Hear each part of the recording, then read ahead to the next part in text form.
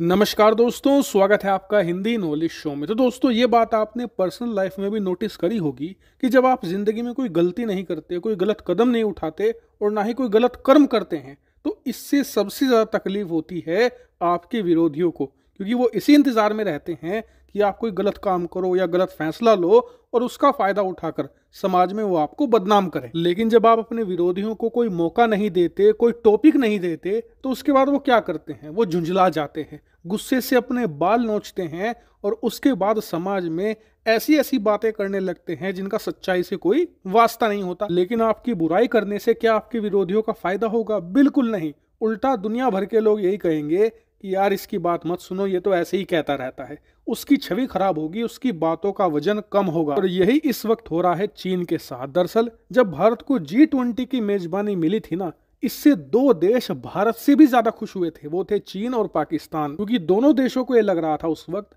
कि यार भारत के कश्मीर में कहीं ना कहीं कुछ ना कुछ गड़बड़ हमेशा रहती है। ऐसे में G20 के वक्त ऐसी कोई गड़बड़ कश्मीर में या भारत के कोई और हिस्से में होगी तो हम इसका फायदा उठाएंगे, भारत को बदनाम करेंगे और दुनिया को ये दिखाएंगे कि भारत सिक्योरिटी प्रोवाइड नहीं करा सकता। तो भारत को G20 तो छोड़ो, एक छोटी सी बैठक की मेजबानी देना भी एक गलती है। और ऐसा करके भारत की छवि खराब करने की प्लानिंग कर रहे थे। लेकिन अब G20 की तारीख करीब आ चुकी है और सारे आयोजन और उनकी तैयारियां बहुत ही शानदार तरीके से अंजाम दी जा रही है। किसी भी आयोजन में किसी भी प्रकार की बाधा नहीं हुई है और इस बात से चीन चिढ़ा हुआ है और गुस्से में इतना पागल है कि ऐसे ऐसे आरोप भारत पर लगा रहा है जिसे देखकर दुनिया हंस रही है। इसका सबसे बड़ा उदाहरण आप अपनी स्क्रीन पर देख लीजिए। चीन ने यह कहा है कि जो भारत इस साल G20 समिट की मेजबानी कर रहा है, उसने इस G20 समिट की जो थीम रखी है वो है वसुधैव कुटुंबकम। भारत हर जगह यही शब्द का इस्तेमाल कर रहा है।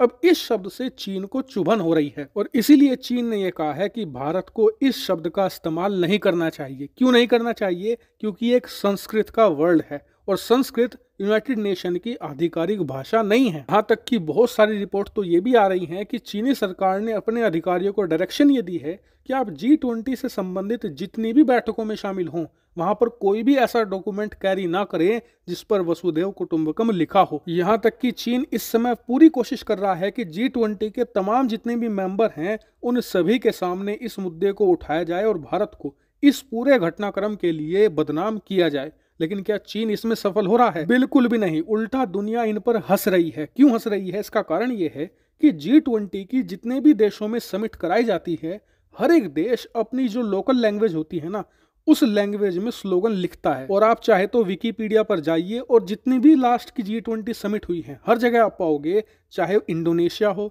दक्षिण कोरिया हो, जापान हो, सभी ने अपनी लोकल लैंग्वेज में जो स्लोगन है, जो थीम है, उसे लिखा है। इसमें कोई भी गलत बात नहीं है। ऐसा हमेशा होता आया है। उल्टा ये तो G20 की परंपरा है। और चीन की सबसे बड़ी हिपोक्रेसी तो ये है कि आखिरी बार जब G20 की समिट चाइना में आयोजित की गई थी तो उस वक्त चीन ने खुद अपनी चाइनीज लैंग्वेज में पूरी G20 के स्लोगन को लिखा था। और इसी वजह से पूरी दुनिया चीन के इस मुद्दे पर ध्यान नहीं दे रही। उल्टा G20 के देश चीन की मजाक उड़ा रहे हैं कि मालिक कोई ढंग का मुद्दा तो उठा लाते, ये क्या पकड़ के लाए। और दुनिया भर की इस हंसी को देखकर चीन गुस्से से और झुंझला रहा है कि कोई उसकी बात नहीं सुन रहा, उसकी बात को महत्व नहीं दे रहा।